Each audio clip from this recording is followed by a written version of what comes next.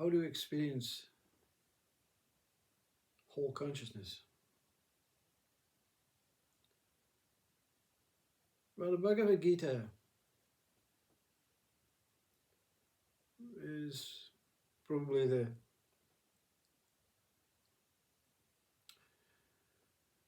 the one that's guaranteed to step by step, depending on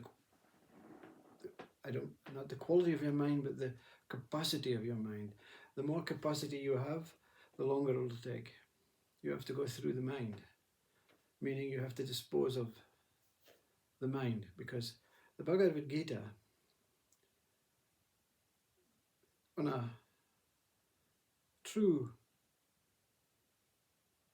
open and unintelligent knowing, can slowly unveil. Now, slowly doesn't mean a period of time. It can also mean a moment of just. But in that one moment, it may appear as if it's taking its time. Because the time you want to elongate so that it takes longer because of this bliss, this joy. The joy of revealing what is beyond the Bhagavad Gita, that path to consciousness, can be far more fruitful than whole consciousness. In fact, it is more fruitful than whole consciousness, because whole consciousness is where there's no experience, no I, no person, no name, no associations, no attachments, no beliefs, no hopes. So if you're one of these mindful characters who wants experience after experience after experience after experience, you're not going to get it at whole consciousness. So the temptation from this consciousness, this God consciousness, or whatever you want to call it, is the closer they get to whole consciousness, make it more fruitful, to see how far they're willing to go. If you take, let me explain what consciousness is. It's the same as anything else. Same as everything is a reflection of what whole consciousness is. Let's say whole consciousness is a space, an invisible space, where nothing exists. And God consciousness is born and is layered over the top of whole consciousness. But it's also transparent, it's also see-through. But even science will explain to you, even if you put two negative energies or negative qualities, it makes the journey from this one outwards. It just slows it down a bit. It masks that power. And if you take cosmic consciousness or spirit, I don't know the order. You read the Bhagavad Gita. It's an incredible read, especially chapters 1 to 6. And if it doesn't do it for you, what the Upanishads audiobook, another very similar way to discover that what lies within you. So God consciousness, cosmic consciousness, spirit consciousness, universal consciousness, whatever name or whatever thing that we create in our mind is that layers of consciousness. So the more you create, the more words you take ownership of, the more meanings you understand is another layer. So we're diminishing whole consciousness. That's why the idea, like from Ramana Maharshi, is that you deny. Deny means you don't deny your food, you don't deny your body, you don't deny that what is external or internal. But you deny the identities and the thoughts that say that these minuscule consciousness from human consciousness exists. So does the tree exist? If it exists as tree consciousness. So you don't cut down the tree or ignore the tree, you just remove the name tree. You detach and disassociate from all names, which is thoughts, because thoughts are made up of words, they're made of sounds, they're made up of syllables. They're not made up of emptiness. Initially, before we could communicate, thoughts were made up of emptiness. And these thoughts were very simple. Eat, urinate, protect, and defecate, walk, swim. Very basic stuff. And love was the first thought. To eat, to look after the body, for the body to look after itself is a loving thing. I'm not going to hold all this urine in here. I'm going to let it pass because I love my body. See? But all these stories are another layer of consciousness. So you have an umbilical cord within, and that's absolute fact. Because each body that you have replicates your initial body, which was born with an umbilical cord. So your soul body has an umbilical cord, your spirit body has an umbilical cord, but they're obviously not perceived by this human communication system, but they are experienced by that essence of being.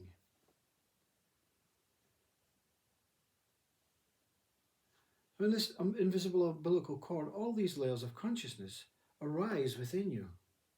They don't arise in here. The brain thinks it's got to store it because that's what the human has turned into, some territorial animal that watches and tries to get as much information, as much money, as much attention, as much awareness from others as possible. So it believes that the consciousness are in this brain. The brain has its own consciousness, like the heart. But once you say these names, you begin to break these consciousness down to invent more layers of consciousness. This is a very uneducated way of explaining it. But it's the removal of the consciousness. Now, when you say that out loud to another being, another person, another mind, they say, well, what does that mean? Do I have to die? Do I have to take my body? No. The removal of all the consciousnesses that have been created since human consciousness, or since being consciousness. So you go back to original being state, then Rumi comes in. So we have Ramana Maharshi's process, and what Rumi speaks about at that beginning, that a few of us have experienced, is that original human consciousness. Now, the Bhagavad Gita then explains, as does the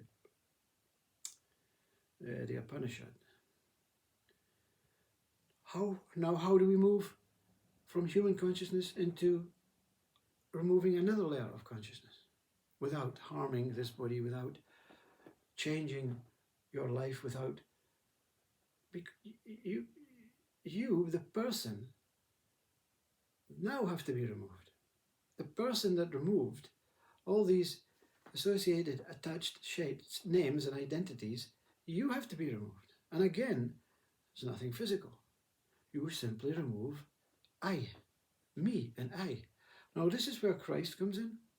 Through me, Christ says, take the words, you use them, speak about them to yourself, not projectedly about me, says Christ. You're me. Through me, I is the way, or I am is the way. So you move from human consciousness by removing, seeing through, realizing that this I is a fake, this me is a fake. The body's not fake.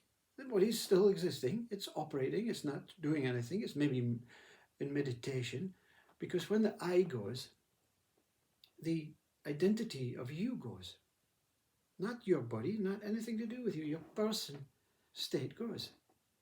And then you become what they call non-dual. Well, this is Christ consciousness. And then to move Christ consciousness, then there's no really teacher that can tell you. You will be guided by this Spirit, Christ.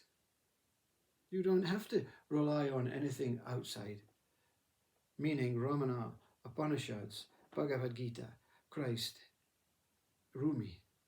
Now you are in, Christ is within, Rumi is within, Ramana is within, because these three that remove and help that awareness that you have become understand that all these layers of consciousness were simply thoughts, simply ideas, simply concepts, simply stuff to keep you operating in an ego world, for you to get some learning about the mind, the ego mind, about the past, about the future, about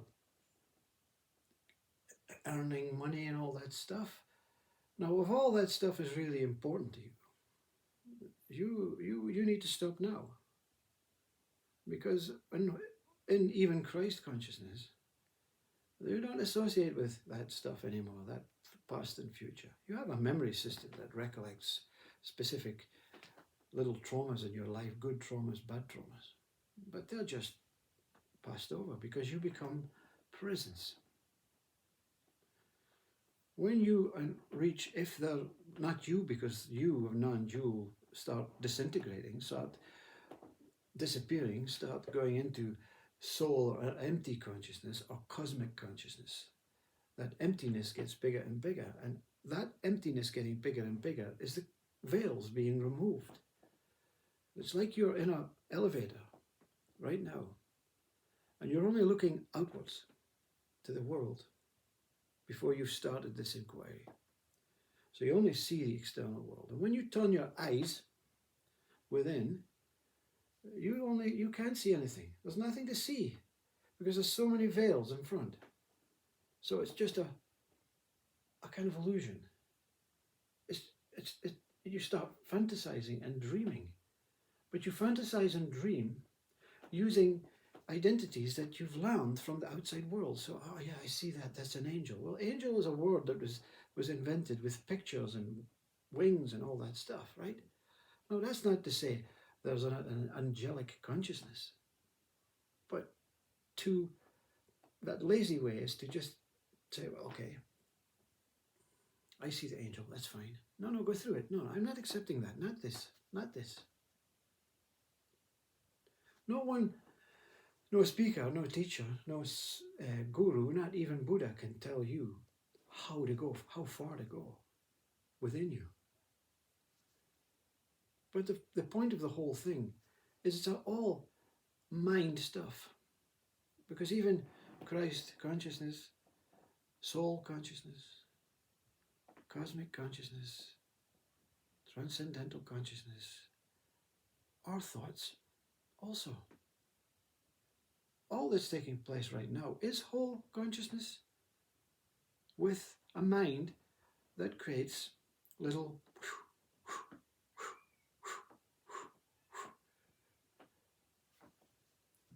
veils, thoughts, ideas. No one really wants to know, to try and investigate where these thoughts came from and why they came to ruin this whole consciousness. You can only say, well, how could it be ruined? Because if you didn't move out of whole consciousness, you would still be here as a body and a world, but you wouldn't be able to emotionally experience individual components. You would just be experiencing one whole moment, one whole moment, one whole moment. And that's when all these dual, non-dual enlightened speakers like this one did for 7 years speaks about no interest in anything. I've no interest. There's no one to be interested. There's nothing to be interested. Everything is the same because everything is as of no name, no quality, no measurement. There is only just one whole. Now that's not a very fruitful life in the ego world of liking, disliking, loving, hating, experiencing, non-experiencing. The experiences go on, but there's no flavors to them. They just pass and they come and go. The only thing that remains that was worthwhile is that connection. That hollow umbilical cord is no longer masked. So when this body goes, it's a whoosh. There's no little life journeys and inquiries from angels and souls and gods, because you've done it while the body's alive. You've removed all the stuff that's going to keep you from that transcendence to whatever it is. That doesn't really exist either because it's happening now. Namaste. I hope this